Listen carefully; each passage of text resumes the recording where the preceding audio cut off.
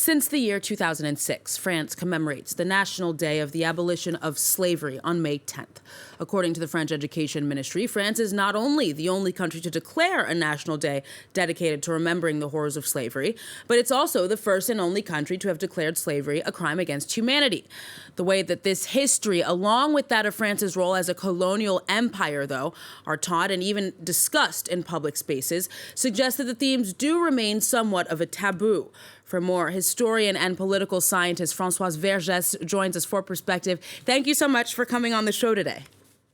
Yes, good morning. Thank you for inviting me. So first, could you talk about under what context France declared this a national holiday?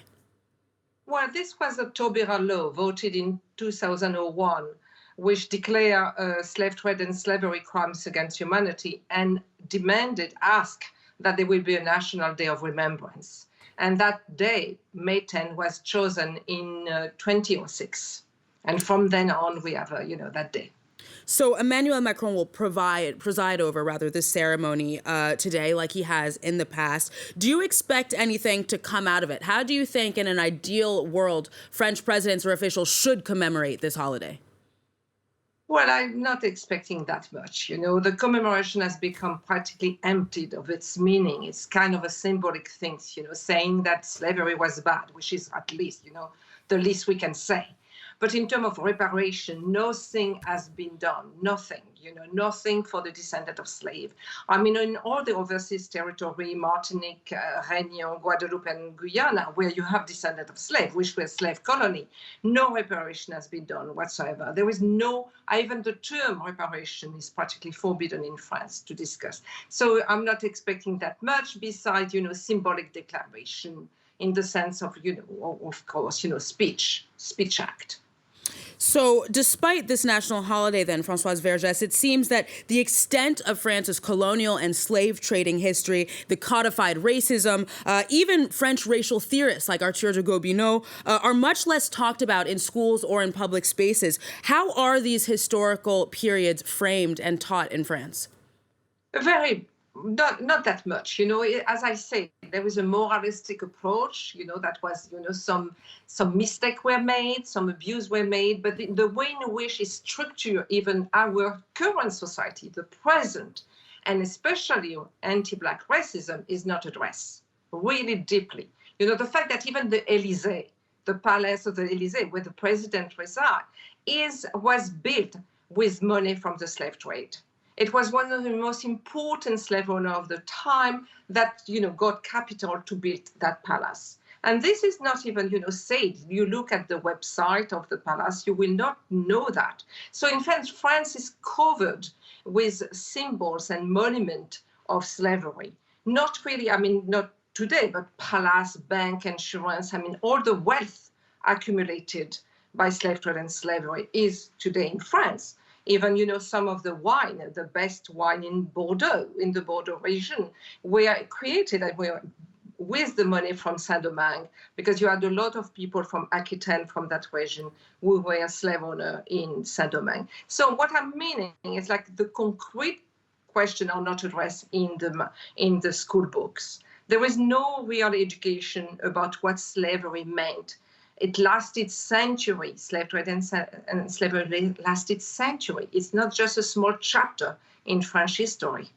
No, speaking of some of the things that were built with the riches created from slavery, in your book on colonial violence in public space, you explore, I guess, what you could call the topography of France's colonial empire around the 12th arrondissement in Paris. Can you tell us about these spaces, these monuments, and what they say about the colonial empire?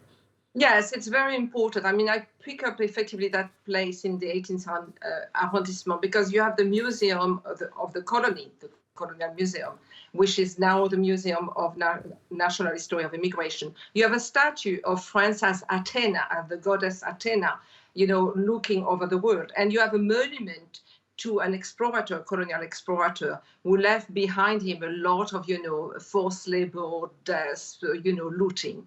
So for me, it's very a triangle that is, like a compact history of slave trade and slavery. On the museum, you see, all the statue represent all the people that work in Asia, Africa, the Caribbean, for the wealth of France, and all the name of what was taken then, sugar, and all other riches that could be replaced today with cobalt and nickel and other things that France is still extracting in Africa, on the continent Africa and elsewhere. So, and this, as soon as you touch about that, as soon as you say, okay, there will be, we could, at least move that monument, the monument marchand, with, to someone who was, in fact, a criminal, or we want to erase history. This is not history. None of the statues is history. They were always political choices. They were, decided at that moment, this will be the man that France will celebrate. So we can undo that. We can effectively take away that monument, because it's not history. It's a way in which, at the moment, the government chose to celebrate itself. It's like the statue of Colbert in front of the National Assembly in Paris. Colbert was, the one behind the Black Code, which regulated the life of the slave and the enslaved. It's absolutely terrible one.